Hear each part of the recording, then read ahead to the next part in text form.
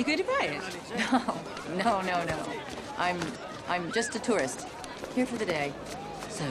Rarely do I come across a movie that I have real-life connections to. Not in the sense of production or someone I know who acted in the movie, but a personal story tied with the movie, especially tying it to its location. That does not mean the movie's any good, is it? Let's find out. I'm Meffistoe. Like, share, and subscribe because this is my review of the movie Under the Tuscan Sun. Okay. Wow.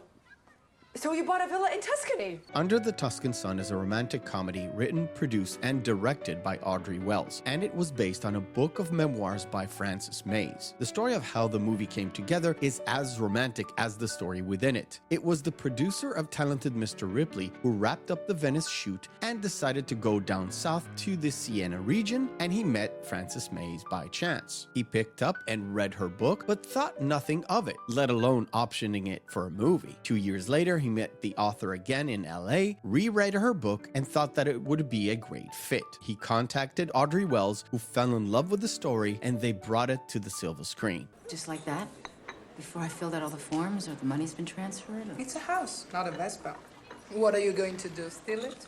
Under the Tuscan Sun tells the story of Frances, a successful writer who discovers one day that her husband is cheating on her. Because he was a non-published writer, he was owed alimony, but Frances decided to have a clean break. So instead of alimony, she gave him her half of the house to never see him again. And if you let him have it, you could end up with a lot of money in your pocket. This whole ordeal leaves Frances depressed and unable to write. She is desperate to make a change, so her lesbian friend Patty invites her to come on a gay couple's retreat to Tuscany, Italy. Now, Frances is straight, and she just survived a terrible divorce. And according to her friend Patty, she really needs our support. Once there, Frances feels like an odd man out from the group and decides to explore a small little town of Cortona by herself. She ends up buying a house and an estate filled with olive groves on a whim. Greedy Americans. You think you're so entitled. You ruin everything. A lot of us feel really badly about that.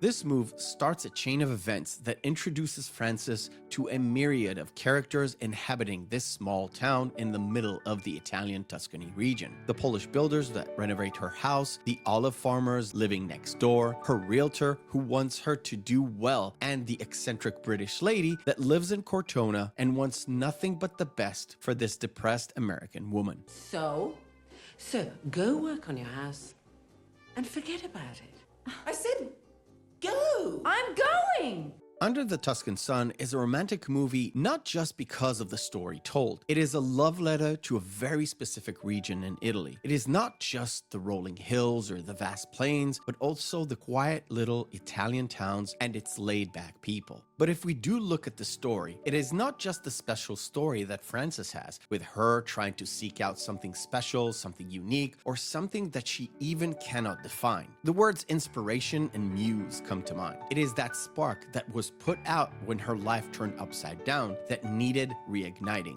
All throughout the movie, Frances is trying to get that going, and not only for her. It seems like she ended up surrounding herself with people that were all seeking the same thing as her, some sort of a change to their life, but in a very different way. I will, of course, not elaborate too much, but I will say that the movie does have some elements that are a little bit kitschy and super sweet just because it's a romantic drama with a hint of some comedy. You have beautiful eyes, Francesca.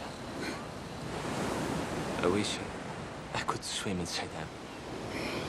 The movie stars Diane Lane that only a year prior starred in a movie called Unfaithful, which is kind of a role reversal to this particular character of Frances. But Lane does a great job expressing Frances's frustrations with her husband, with her life, and with her own choices. But she embodies well the helpless American stumbling into this very European and very Italian place, and through her acting, we got not only serious, depressing moments, but also a little bit of witty comedy and some physical comedy to spice things up for the film. We have nowhere else to go to be together. What does that make me?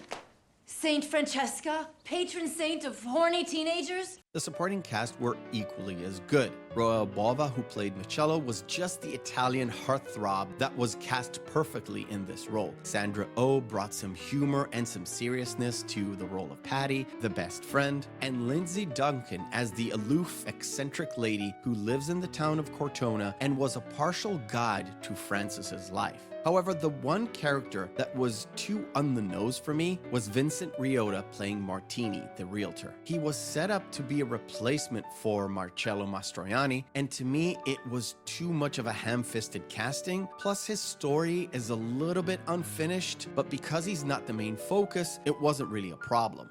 In La Dolce Vita, he goes in and he gets her. Mastroianni, he goes in and he fishes her out.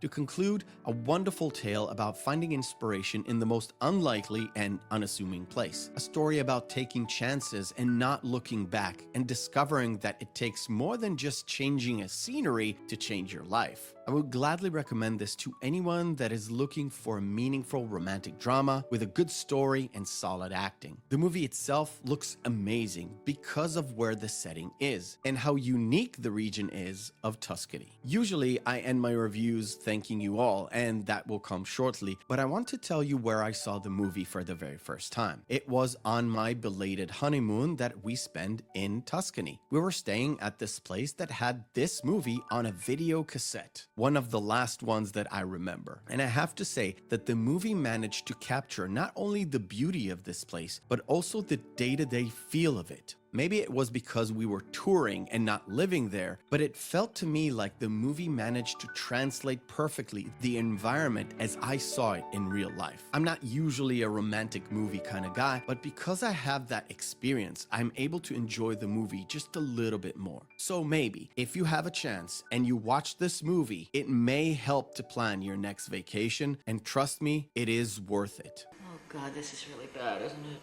Well, it's not good. Unless you want to give your ass a facial. That's a contradiction in terms. I thank you for watching, and remember, hope is a good thing, maybe even the best of things, and no good thing ever dies. I'll see you on the next video.